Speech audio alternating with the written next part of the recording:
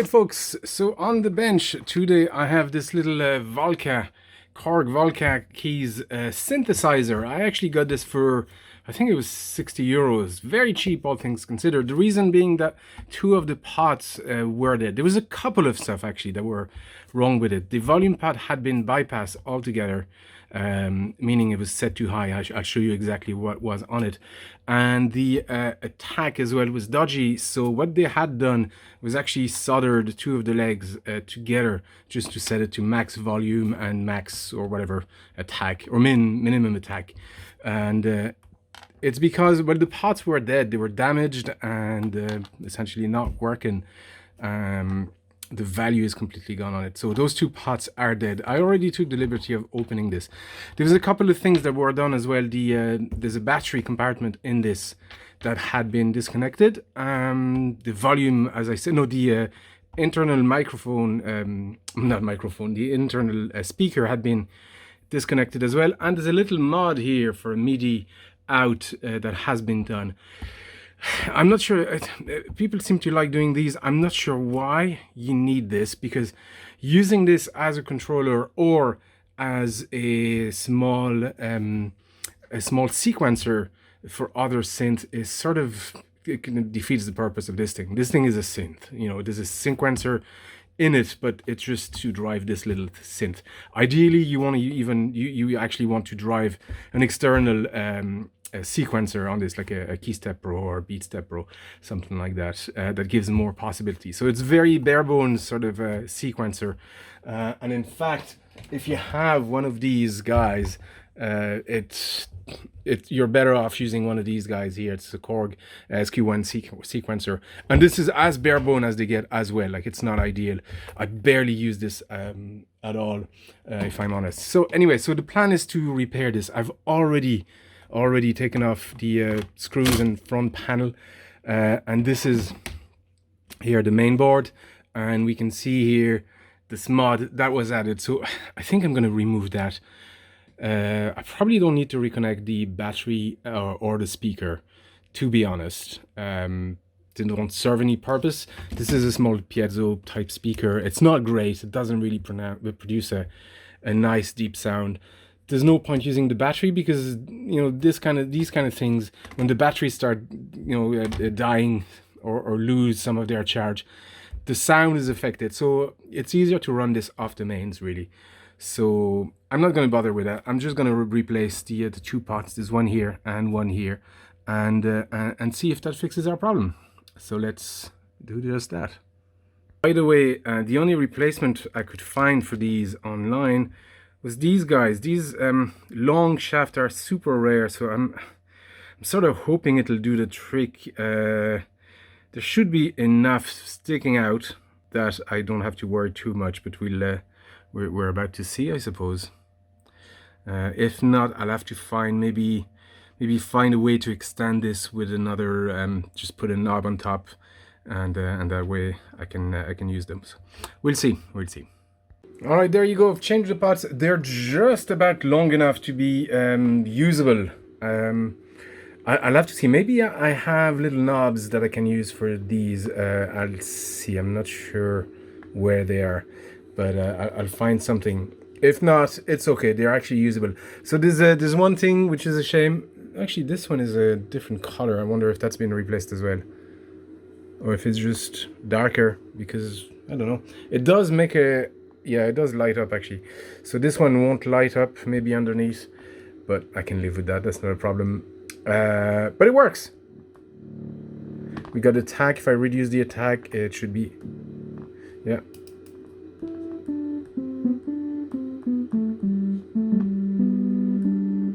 And the volume knob should work as well. Yeah, nothing. Full volume. I don't have it very high, but you get the idea. Here. Nope. Have we anything on this? So there's a little sequence program in this. So the reason, well, actually, no, let's continue. Let's put this back into the box. Remove the MIDI out that was there. The reason I want to remove is I made this little stand out of it's wood with a ton of that sort of chrome paint I had left over, because I thought if I use it in the evening it'll be reflecting lights and that kind of stuff. So I have this Korg sampler. Interestingly, I put some loads of Amiga and Commodore 64 samples in it for percussions and some bass sounds.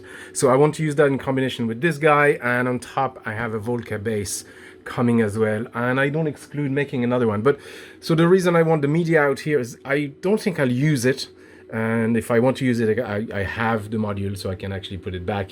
I'll remove the actual socket so it fits here, and I'll have the bass on top. And yeah, that's gonna be me done. The reason I want this in the middle is I will control this with an external sequencer, I think, for chords and stuff like that.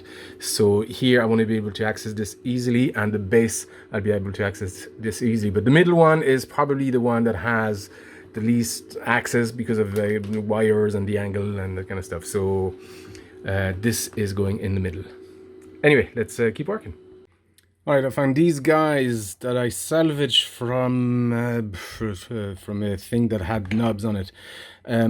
They don't quite align. Normally, ideally, this should be here. So I think these are going to be temporary until I find they just about latch onto that key there. So I'm going to use these for now. They'll do temporarily. Oh, we got these guys as well, and these are fixed position.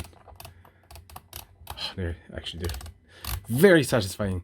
So that's it. That's the Volca keys. Hopefully a repair. I'm going to put this on the rack and maybe just make a small sequence with it and use that Volca sampler and those Amiga samples that I put on it. I haven't tried it yet, so I'm looking forward to that. Okay, let's do that next. Oh yeah, and I removed this media out so it would fit. So it leaves me with a... I wish people wouldn't do that destructive sort of add-ons. There's ways to add stuff like that without drilling a massive hole, but that's just the way it is. It's okay, we won't see it. It'll be in the middle, it'll be hidden, and yeah, let's test this thing properly. All right, it's on the rack. Oh god, it's looking beautiful. Can't wait to get that third one here, and I think I'm in love with this thing. This little sampler sequencer. Cool, you recognize the samples probably from the Amiga. I have some chords as well. I'll have to figure out something to do. I'll probably stream some noodling with this. But anyway, I was missing. This was really cool to get. Yeah, 60 quid for this. They're probably twice the price, really. And what did I get this one for? I think 100 euros. They're probably 130 normally. And the other one, I think I'm getting the bass I got for 90 euros. So I'm getting a good deal on these guys. And whenever you can, if you can hold off, if you want to buy them, just hold off for a while. You know, find a few eBay postings or local ad postings, and you can find them for much cheaper. They're worth it. Lovely little yokes. And I can't wait to start making some live stream on these. For those folks who don't know, my main gig really is making music on my main channel, Banjo Guy Ollie, and I have a Twitch channel where I post. Well, I play the covers most days. Really, it's just an excuse to hang and chat and talk. And I have the music that I make on the second channel in the background. But sometimes, not lately, not in the last couple of weeks, but very often, once I'll have time again, which should happen soon enough, I make kind of synth stuff and experiments, and just I want to start streaming some of this stuff as well. So so if you wanna join the Twitch, follow the Twitch channel, I'll leave the link in the description. But anyway, that's a successful repair on this little yoke, folks. Thank you for watching. I hope this was at least interesting. It's very quick. It's just a couple of pots to change. They can be hard to find, so just keep looking. And I can't find any of those transparent ones. That's the only thing. And obviously, you probably need to find a knob to fit them if you can't find the long shaft ones.